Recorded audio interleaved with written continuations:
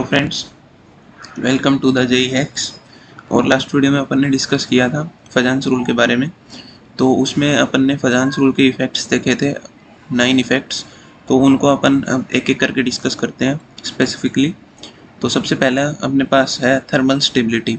ठीक है, तो थर्मल स्टेबिलिटी कैसे चेक होगी? थर्मल स्टेबिलिटी के बेसिकली दो पार्ट में डिवाइड किया हुआ है।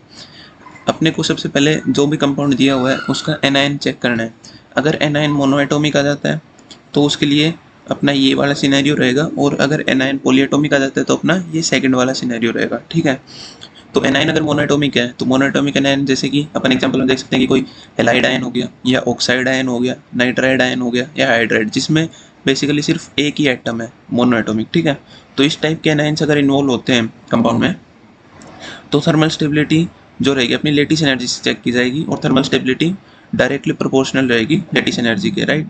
और लेटिस एनर्जी चेक करनी आती है अपने को कि लेटिस एनर्जी अपन कैसे चेक कर सकते हैं? चार्ज का प्रोडक्ट अपॉन रेडियाई का सम। ठीक है, तो चार्ज के प्रोडक्ट के डायरेक्टली प्रोपोर्शनल होती है और रेडियस के सम के इन्वर्सली प्रोपोर्शनल होती है लेटिस एनर्जी। ठीक है, तो अगर एक बार लेटिस एनर्जी का ऑर्डर पता चला तो अपन थर्मल स्टेबिलिटी का ऑर्डर पे कंपेयर कर सकते हैं। ठीक है, और सेकंड जो अपना केस है, इसमें अपना एनायन अगर पॉलीएटॉमिक हो तो पॉलीएटॉमिक एनायन के लिए क्या करना है अपने को? पॉलीएटॉमिक जैसे कि कार्बोनेट हो गया, बाइकार्बोनेट, सल्फाइट, बाइसल्फाइट, और ये अपना पेरोक्साइड, ये सुपर ऑक्साइड अपना, और ये पेरोक्साइड। तो पेरोक्साइड में ऑक्सीजन पे -1 रहता है, ऑक्साइड में -2, और सुपर ऑक्साइड में -1/2 ऑक्सीजन पे चार्ज। ठीक है, तो इन सब में अगर आप देखोगे एक से ज़्यादा एटम इन्वॉल्व है, राइट, तो इनको अपन पॉलीएटॉमिक एनायंस बोल सकते हैं।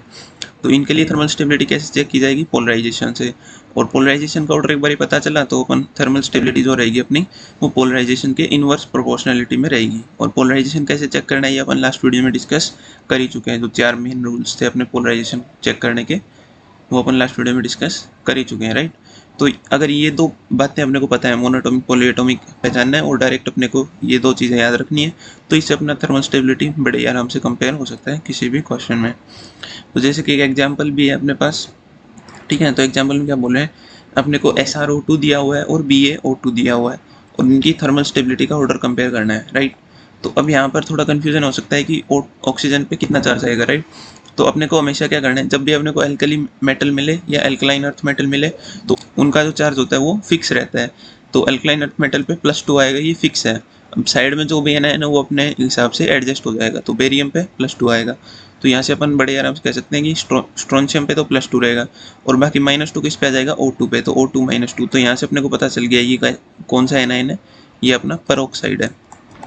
ठीक है, और ऐसे बेरियम में अपन कह सकते हैं Ba+2 और O2 -2 के मिक्सचर से बना है। ठीक है, तो अब इसमें कंपैरिजन कैसे होगा? तो O2 -2 जो पेरोक्साइड अपना, ये तो पॉलीएटॉमिक है, राइट। तो अपना सेकंड वाला सिनेरियो फॉलो होगा पॉलीएटॉमिक एनायन के लिए। ठीक है, तो अपन थर्मल स्टेबिलिटी चेक करेंगे पोलराइजेशन से। अगर पोलराइजेशन की बात करें तो एनायन तो सेम ही है, तो अपन कैटायन से कंपेयर करेंगे। अब कैटायन पे अगर अपन देखें तो स्ट्रोंशियम +2 और बेरियम +2 दो कैटायन अपने पास, दोनों पे चार्ज इक्वल है, तो चार्ज से तो कुछ कह नहीं सकते। अब अपने को साइज पे जाना पड़ेगा।